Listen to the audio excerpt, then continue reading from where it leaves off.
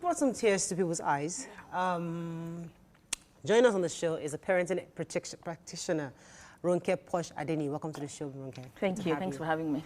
You can join us on 0708066814. You can also tweet to us at TVC Connect. Please hashtag YourTVC so we can read your tweets. All right, so this young boy is a dwarf, and that's why he was being bullied. But aside from his own condition, there's so many other young kids that are being bullied out there, and for different reasons. You're too dark, or you're too fat, or you're too skinny, you're too tall, or you're slurpy. You know that you have a lisp. There's so many things why kids get bullied in school, and we'd like to have this conversation because parents have not been able to understand how to train and raise kids.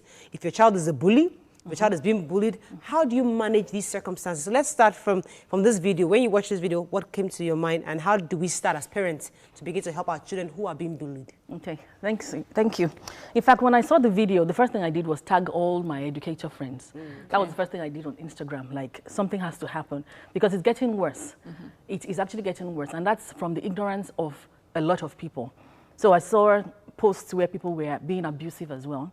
And I saw posts where people were even saying the boy is not even 9, he's 18, which is also in itself a bullying still. Yes. Because you can be a bully and not even be aware that you are a bully. Your child can be a bully and you're not even aware that your child is a bully. So we really need to track it, and we need to be very, very aware of these things. Growing up, I was still telling a friend outside that growing up, I had friends that we knew, but we don't know where they are now. Whether they are alive or dead, we don't know, because their parents hid them. Because they had one disability or the other. Yeah. But we thank God that at least now we go to birthday parties, we see children that are in a wheelchair or there's one thing or the other. Children are not neurotypical. But you find that even children, yesterday my daughter came down from the school bus, teary-eyed. And I asked, I said, what's going on? I mean, what's going on? And she had been bullied. You know, she sits somewhere on the bus, the year 10 children came, they want to sit, and you know, they do these things. But the important thing is that schools and parents need to continue to advocate. We need to tell our children. We need to let them know. Like you said, some children don't even know that it's wrong for them to be doing what they are doing.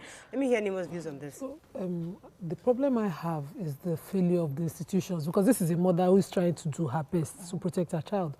But then she has to give her child at least 6 hours a day to some institution, teachers, school, and everybody else who has to take over parenting, and they ignore bullying. So I watch my children. I'm hardly at home, so I spend a few times I spend with my children trying to find out what their day was like, to find out if somebody even ever tried to do any form of bullying to them. Every single time I try to reach the school or the teachers, they don't know what I'm looking for.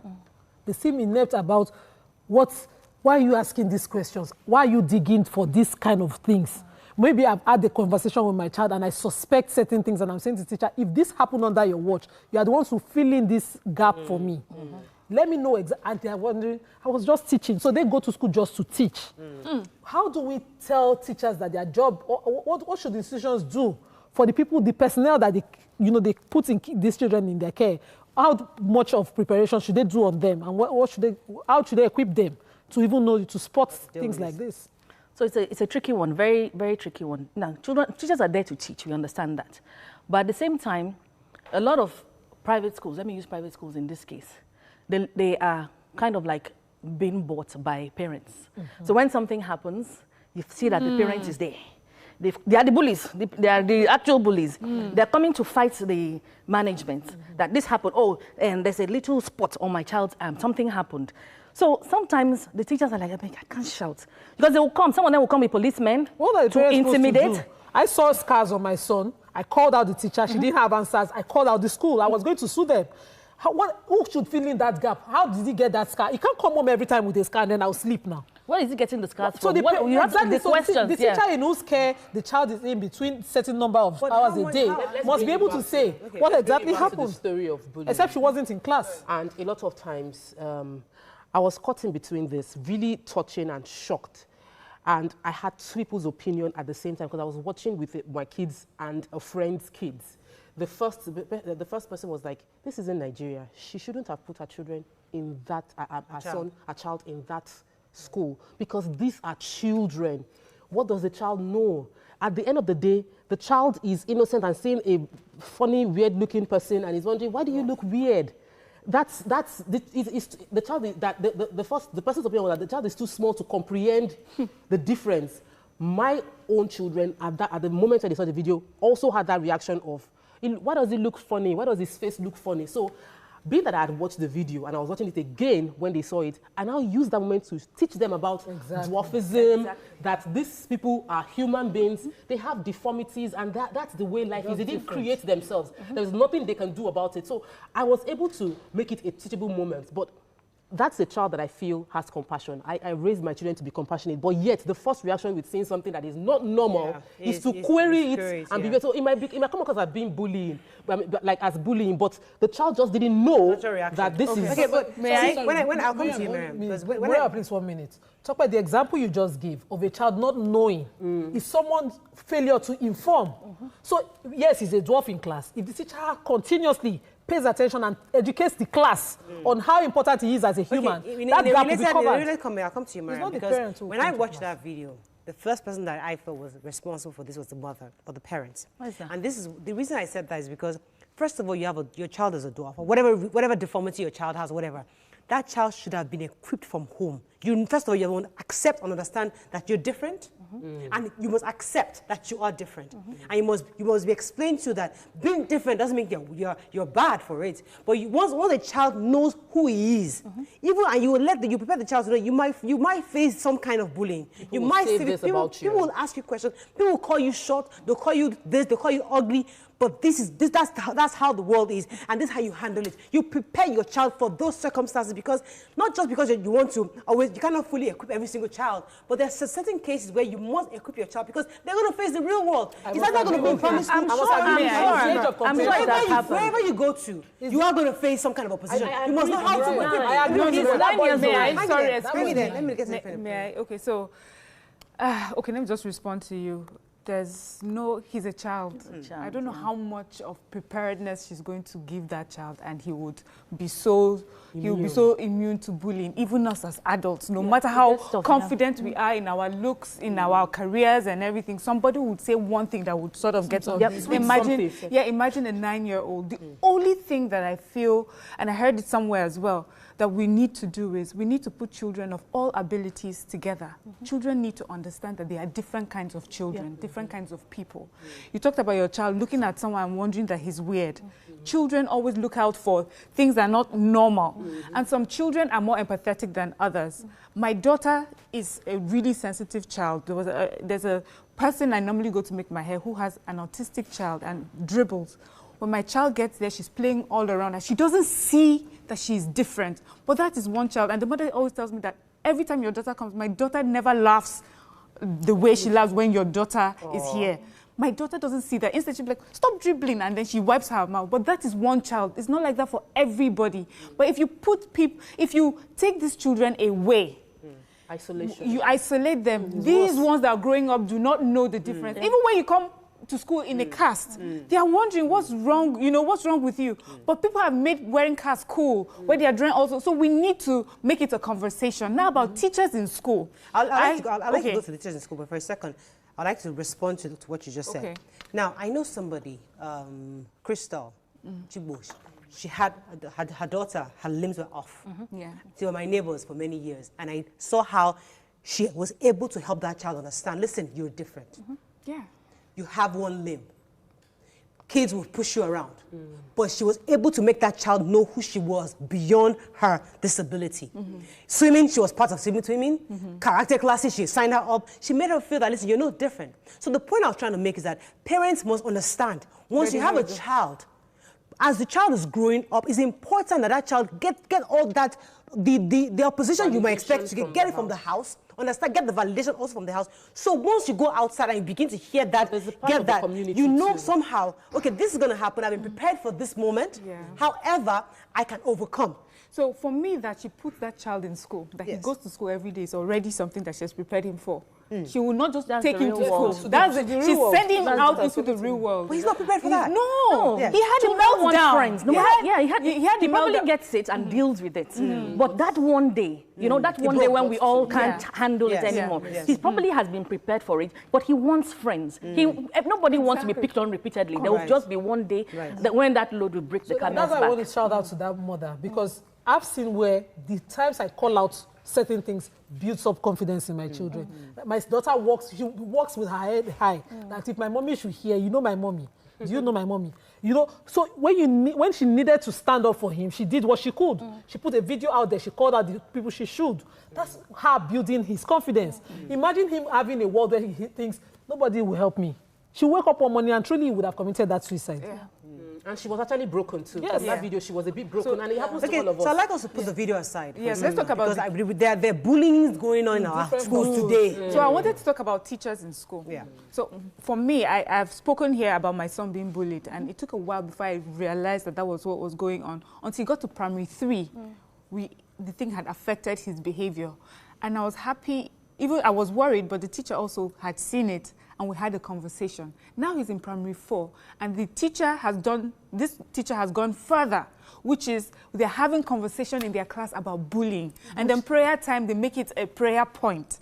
And then apart from that, she's also telling my son, which I'm doing at home as well, which is learn to stand up for yourself. So we need to educators need to have that conversation. You cannot pretend it does not happen. I understand the part, when we're talking about parents coming and making noise, sometimes when your child is bullied, you need to come out and be the dragon. But it's not always bullying. We have to understand that things will happen on the playground. Yes. Children will fight, wherever they go, even adults, in the workplace, even here at The View, we have opposing views. We must understand that that's actually the real world. Yes. And we must also one thing I was very intent on mentioning is that even people that we are saying normal, that are not normal or are normal, is an inappropriate word, because they are actually, that boy you see is normal. Yes. That is normality for him. They're not neurotypical, so they may not look like you and I, but they are normal. So we need to ensure the school and the parents need to collaborate. They need to work together. Because this is your field. Do we put too much responsibility on the teachers or on the caretakers? Because we seem to always say the teachers should know, they should know, they should know. Or are we the ones supposed to actually, because I always have that issue of, where do I draw the line between the teacher's role and my role? I love that question. I just love that question because I sit in a position where I'm a parent and my daughter goes to another school and I'm also a teacher. I had a school as well. So I love that question when it comes to me because I have a daughter that is a high flyer in her school. And when I go there, people are always commending me. And I know the reason why, because I do my work at home. My sister, if you tell me my daughter was bullying somebody, I will find it hard to believe. Because where did you learn it from? Where did you get it from? You know, there are some things that we must do in the home as a parent. However, parents of this, talking to your children, giving them affirmations, let them be secure. A lot of them moms are not even secure in themselves, that are struggling on Instagram. Are they the ones that will come and empower a child? Are they the ones that will sit with a child every morning and say, you are enough, you are more than enough, you are great, you are strong? Is it one of those, a parent that is struggling with self-esteem themselves? They don't have time. They are running out, pushing the children out, yelling at them before they go out. The children come to school, some of them will just have to hug them and love on them. How much does a teacher want to do?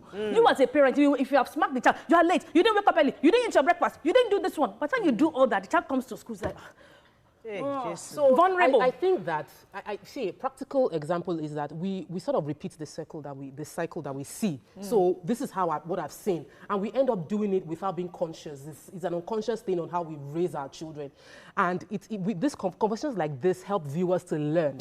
So we mustn't just let it gloss over their head. So I had a practical example of yesterday. I was taking my son through assignments. I take your example. Can I quickly take this call? Good morning. Are you there? Yeah. Thanks for calling. Go ahead, please. Ooh, we can't hear you. Gabriel? Okay, good. It's breaking. We can't hear you, Gabriel. We can't hear you. It's breaking up. Oh, yikes. I'm so sorry. So go ahead. My son was going through his assignment and he started crying that he wasn't getting it. And somehow in my head, I feel like he was being lazy and I beat him. And I was going to bed and I read my devotional, and the next day I just realized, and as I was reading, it just came to me, and it wasn't really much about what happened, but it just made me realize that why don't we flip how we deal with the situation? Why don't I tell him that sometimes the work will be tough, your response shouldn't be to cry.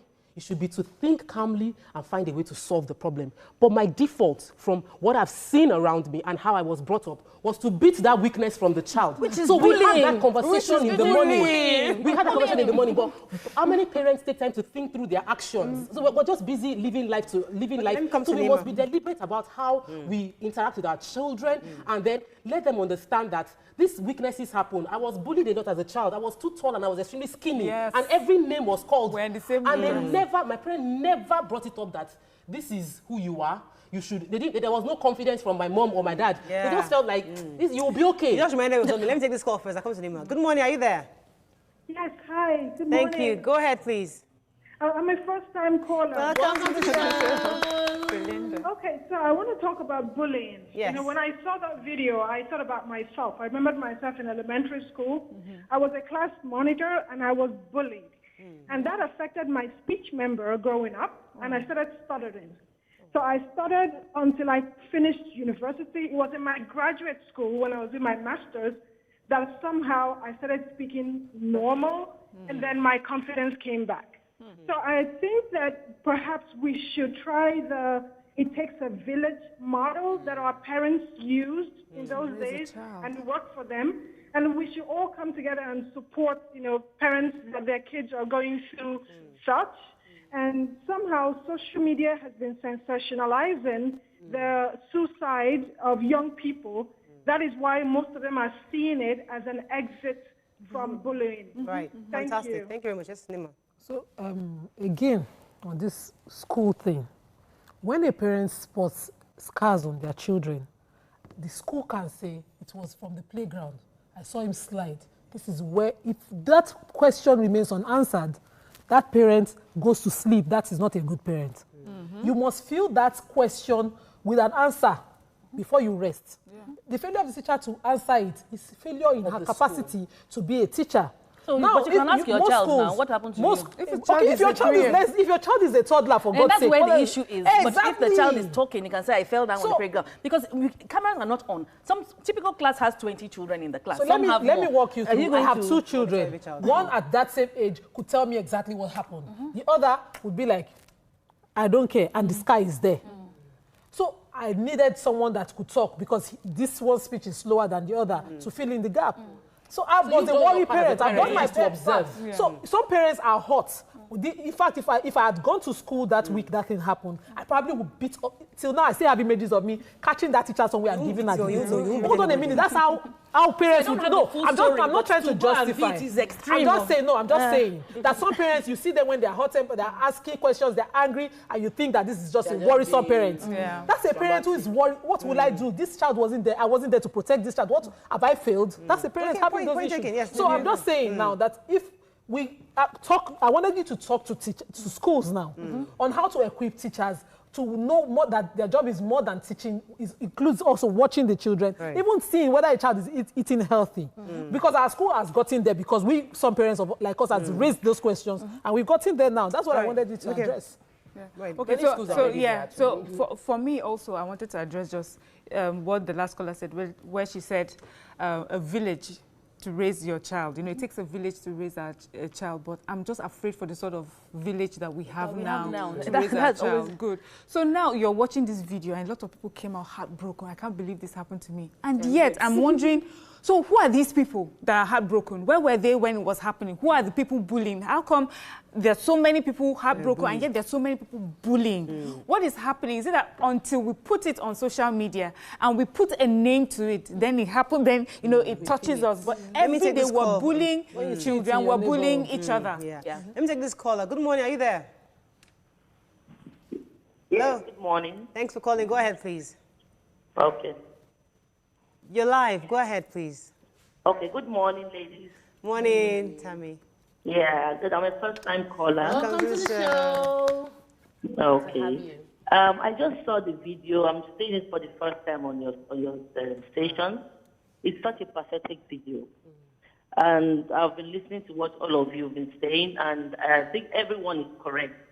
But I really go with Morayo to explain to the children, let them know who they really are. Hello? Yeah, we can hear you very clearly. Go ahead. Oh, okay.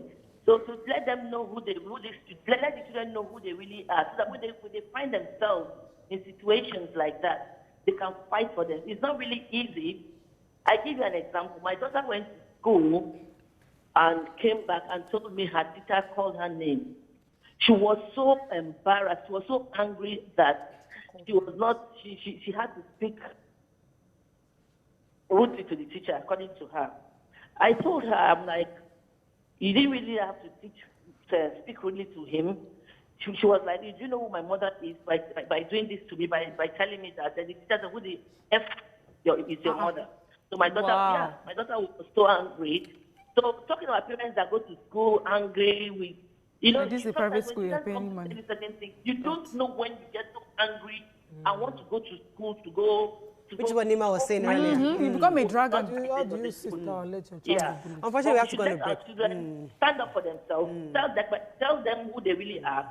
They shouldn't let anyone to bully them. All right, thank you very much. Thank you very much. We have to go on a quick break because Nima has raised that issue of how the role of the teachers going beyond just teaching to monitoring. But the teacher is also saying that the teacher cannot be everywhere at the same time. So how do we fix that problem? Class with just that bullying of a neurotypical child is different from bullying of a child that has a disability. Right. Now, if a child is blind and is in school and is pushing the gutter, and you are saying the child you are affirming the child, you are telling the child to be confident, you are telling the child, it's difficult when a child has a disability. Let me run for a quick break. We'll be right back. Stay with us.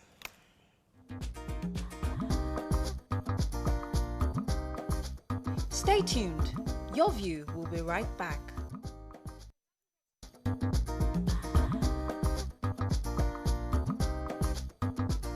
Welcome back to Your View. Thanks for staying with us. So as we wrap up, I'd like just to say a few words to our parents and teachers. Yes, who wants to go first? Yeah, so for me, for parents and teachers, for teachers as well, I understand that they have their work cut out, but it's important that you pay attention. And I can give good examples of my son's primary 3 and primary 4 teachers. They paid attention. They noticed something. Just the little extra. And especially for those who go out of their way to spend so much money at private schools because they feel that it will be a bit better than just putting them in a school where there's so many people. I think it's important for the school administration to make that part of the process of educating a teacher or employing a teacher, that these are teachers who are sensitive and are, are alert to changes that happen to the children under their care while they're there. Like I said earlier, for a teacher, it's beyond, just teaching.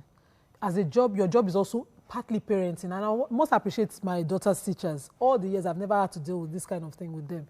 But for my son, I was worried, and I found out something very damning about the way he was being taught in school. So every school should have a form of training, which the school even put her through. She's just a terrible person. Every school should have a form of training, and they should have backup checks for how the teachers deal with kids, especially when they're toddlers, especially when they cannot speak up for themselves. An issue of toddler, I'm talking about, not toddlers, I'm talking about bullying. I want us to really touch the issue of bullying. How do you ensure when your child is being bullied or when your child is a bully? What do we do? I want to talk to parents that we should deliberately raise children that have compassion. And you should tell them over and over again that you should be caring, you should be loving, don't bully, don't complain, don't insult people around you. We should, as parents, impute the right values in them, that if you see someone bullying, speak up for the bullied person. And that's a job we as a parent should place into our children, the values we should push into them. And while I know the schools should do their part, I would always say, parents, have your eyes on ground so that you know and you can spot when things are going wrong in your children. Fantastic. Yes, parents should work together with the schools. It's not war. So we're working in the best interest of the children. So we should collaborate. We should work together. And schools as well should ensure that, especially when the children are not yet talking, we should ensure that one person is not left with any child at any point in time. In our school, no matter what, even only one child, there must be at least 2 people there. And you try and have windows that are open, have glass doors at the top, somewhere you can check, have cameras, have security in place. Let people know what is happening with these children. Because some of them are doing this thing, they don't even know what they are doing. So just keep your eyes on ground, and please, it's not war. We really want to work with the parents. We're all adults. Because, I mean, I was growing up, unfortunately for me, I was told I was beautiful. I was told I had fine legs. I was told I had I I was given this nice description of myself to boost my confidence, but unfortunately it came late. It came when I was already in my 20s, or early, I think it was when I was about 16. I'd already been bullied for the first 16 years. So by the time I was being given that information about my mother, they've already told me outside that you're ugly, you have bull legs, you are this, you are that. I mean, I've heard they've described me, they defined me already outside. Yeah. So she coming telling me when I was 16 that no. For me, it fell on deaf ears. So we should do the job. So the point is, tell them early. Give them that words of affirmation early. Boost it, because when I see people who have such confidence, they tell you that they're they're growing up as a kid from like as little as 2-3 years old. You have that confidence start and boosted in you. So let us try to empower our kids and strengthen them, give them that confidence, and let them know the real world is not friendly. They will bully you out there. But you must know how to defend yourself and how to report to authority whenever when it happens. Unfortunately, that's all we can take. Have a fabulous day. We'll see you tomorrow. Bye-bye.